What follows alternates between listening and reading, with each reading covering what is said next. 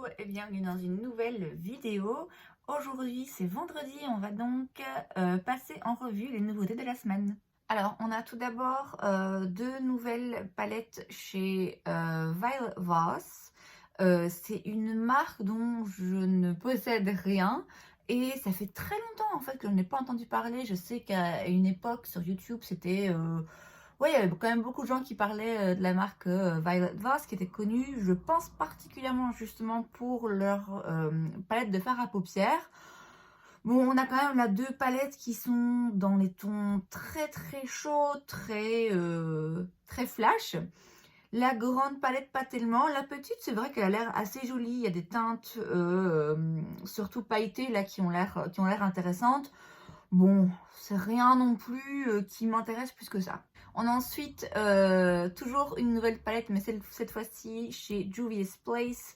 C'est donc une petite palette à 6 fards pour les fêtes. L'harmonie de couleurs est très jolie. C'est vert, c'est bleu-vert très très profond avec les couleurs orangées. Ça donne vraiment une harmonie très très très jolie. C'est de nouveau quelque chose de très coloré qui, moi, a priori, c'est moins le genre de palette vers laquelle je vais me diriger. Je n'ai encore une fois rien essayé de la marque Juvia's Place. C'est pas forcément facile d'accès pour moi ici en Belgique et je sais que la plupart de leurs palettes de fard à paupières, bien que très jolies, très pigmentées, tout ça, sont quand même très colorées dans des tons très vifs. Et c'est a priori, voilà, pas ce vers quoi moi j'aime me diriger, donc pas plus curieuse que ça. Alors Colourpop a sorti des nouveaux gloss qui vont avec leur collection sur l'astrologie. Donc maintenant chaque petite palette, donc c'est des palettes à 4 fards, a un gloss qui va avec. Et je vous avoue que quand j'ai préparé la vidéo et que j'ai vu ce post, j'ai dû lire la description pour voir, tiens, est-ce que c'est quelque chose de nouveau ou est-ce que c'est un truc qui est de nouveau en stock? Est-ce qu'il y a une offre spéciale? Parce qu'avec Colourpop, il y a tellement de lancements. À un moment donné, enfin un gloss, c'est un gloss, je veux bien... bon, je devrais pas dire ça vu que j'en ai 20 derrière moi. Mais bon, là en l'occurrence, voilà, c'est un nouveau gloss, c'est pas juste un nouveau gloss, c'est 12 nouveaux gloss chez Colourpop. Voilà, rien de neuf sous le soleil. Lawless a deux nouveaux mini gloss. C'est le gloss Forget the Filler, qu'on peut traduire par oublier les fillers, oublier les injections en fait de lèvres. Et donc ce sont des gloss qui vont repulper les lèvres. La raison pour laquelle je suis curieuse, c'est que dans la description ils expliquent que ça a un effet immédiat. Donc voilà, c'est le genre de gloss comme les Lip Injection de chez Too Faced où tout de suite en fait ça irrite en fait simplement les lèvres qui fait que tout de suite ça gonfle, mais il parle aussi d'un effet repulpant sur le long terme. Donc je serais curieuse de savoir exactement comment ça marche. Bon, a priori voilà, je suis pas plus intéressée que ça. Charlotte Tilbury va sortir un nouveau fond de teint, pas tout de suite, hein, je pense que ça sort en janvier, donc on a le temps de voir venir. C'est le Beautiful Skin Foundation. Ça promet une couvrance moyenne et une peau radieuse. Je suis curieuse de voir les revues arriver sur ce produit, de voir un petit peu ce que les autres en pensent. J'ai un fond de teint de chez Charlotte Tilbury, c'est le Flawless Filter, Hollywood Flawless Filter, je sais plus. Un fond de teint que j'aime beaucoup, qui est quand même assez mat, assez couvrant, donc c'est pas pour tout le monde, mais moi il me convient. Ici voilà, oui, je suis curieuse de voir un petit peu ce que les gens en pensent et quel genre de fini exactement ça va être et avec quelle peau ça va fonctionner. Donc voilà, on verra. On n'a pas une sortie mais une annonce de Givenchy de leur collection de printemps. Je vais même pas aller plus loin, ça me gonfle. J'en ai déjà parlé la semaine passée.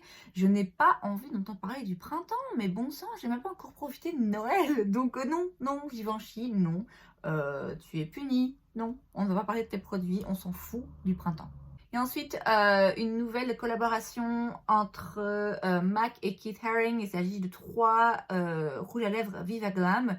Et donc 100% des recettes de ce produit vont à des associations pour la communauté LGBTQA+, et pour les personnes qui sont atteintes directement ou indirectement par le VIH, le sida. Donc voilà, c'est une bonne œuvre, c'est une bonne action. Bon, les rouges à lèvres en eux-mêmes, moi, ils m'intéressent pas, mais voilà, c'est plutôt un truc un peu collector pour ceux qui aiment justement collectionner les rouges à lèvres MAC Viva Glam. Il y a ensuite un nouveau produit de la marque Fenty Skin, c'est le Pre-Show Glow, et donc c'est un resurfaçant, retexturisant pour la peau avec des AHA. Alors ça va paraître bizarre parce que j'adore Fenty Beauty, c'est une de mes marques de make-up préférées, mais Fenty Skin, je n'ai jamais rien essayé de cette marque et en fait elle ne m'attire pas plus que ça. Je sais pas si c'est parce que dans ma tête c'est tellement Fenty, pour moi c'est tellement le make-up que du coup niveau skincare ça me parle moins. C'est même pas que j'ai un a priori négatif parce que j'ai déjà vu des revues de certains produits Fenty Skin qui étaient voilà, qui étaient assez corrects. Mais ouais, quand je pense à m'acheter de nouveaux produits skincare, je pense pas à Fenty Skin en fait, ça me vient pas vraiment en tête. Et ouais, il n'y a rien qui m'a jamais attiré plus que ça. Ce produit, ça va peut-être être justement le produit qui va me faire changer d'avis et qui va m'attirer vers la marque Fenty Skin. Dès qu'on parle d'AHA, je suis pour. Oui, je veux une nouvelle peau, donc il me faut tous les AHA que je peux trouver. Voilà, à voir, je vais attendre évidemment d'entendre des revues sur ce produit, à savoir aussi que je vais recevoir un nouveau Baby Facial de chez Drunk Elephant pour Noël, donc bon, j'ai pas non plus besoin de 10 produits aux acides comme ça resurfaçants dans mon armoire, mais oui, curieuse quand même, et on verra, qui sait. On a un nouveau parfum de chez Kayali, c'est le parfum Eden Juicy Apple. Ouais, pas très emballée par les parfums là, donc non. Il y a aussi une nouvelle palette chez Artist Couture. Il s'agit de la Supreme Nude The Quickie Palette. Et donc c'est une petite palette de 8 fards. C'est dans le nom, hein, Supreme Nude. Donc on est définitivement sur des teints nude, des tons neutres. C'est une jolie palette, c'est une palette intéressante à avoir voilà, pour tous les jours, avec quand même des teintes métalliques qui sont bien brillantes, très jolies. Bon, moi, perso, c'est rien vraiment qui m'appelle, mais pourquoi pas. Chez Makeup Eraser, on a une collaboration avec Nickelodeon. C'est un set de 7 jours de leur petite lingette, donc Makeup Eraser. Alors, un set hebdomadaire comme ça, c'est très intéressant. Moi, personnellement, je choisirais pas ce genre de dessin. Oui, ça fait un peu enfantin en fait. Alors, il y a des personnes qui aiment bien ça, hein, je juge pas. Moi, c'est vraiment pas le genre de truc qui me parle en fait. J'ai déjà pensé acheter ce genre de set. J'ai un Makeup Eraser que j'aime beaucoup et donc ben oui, en effet, avoir un kit hebdomadaire, c'est vraiment vraiment très pratique. Simplement, voilà, je préférerais prendre un kit qui est juste voilà, sans couleur, normal, simple, sans dessin, le plus neutre possible. Alors pour les fêtes 2021, on a une nouvelle sortie chez Nabla. Alors il y a un mascara, mais ils ont l'air de parler de packaging en fait, en édition spéciale. Donc je ne sais pas si le mascara est nouveau ou pas. Quoi qu'il en soit, c'est pas ça qui attire mon regard, mais c'est la nouvelle palette de paillettes avec donc 4 teintes de paillettes pressées. Ouais, c'est vraiment très joli. Nabla a je pense deux autres palettes de ce style avec des paillettes pressées à l'intérieur. Elles sont disponibles sur Beauty Bay et franchement, je vous cache pas que j'ai déjà failli les acheter quelques fois. Ils sont déjà retrouvés dans mon panier. Finalement, je me suis dit, bon allez, en soi, j'ai pas forcément besoin d'autres paillettes. Et il y a toujours au moins une ou deux teintes où je me dis, en fait, ces teintes-là, je les mettrais pas forcément. Alors que là, vraiment, les 4 me parlent, les 4 m'intéressent, les 4 sont des teintes qui vont mettre mon regard en valeur, je le sais.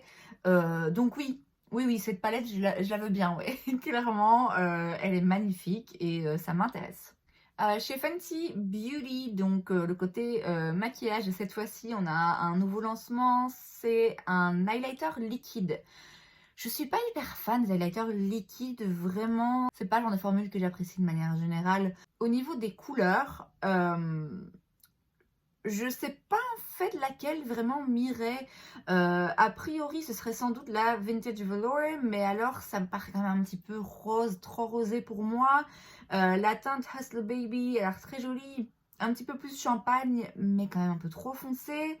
Les deux autres, c'est sûr que c'est trop foncé pour moi. La Side Chick, donc la blanche, est-ce que ça risque pas d'être un peu trop clair, trop blanc? Je sais pas, je me pose la question. J'ai du mal à voir, il n'y a pas une teinte qui me saute aux yeux tout de suite où je me dis oh waouh, cette teinte elle a l'air trop jolie, elle m'irait très bien.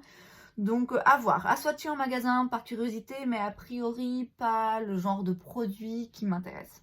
Et enfin, on a une nouvelle marque de célébrité. Machine Gun Kelly sort sa marque de vernis. Alors,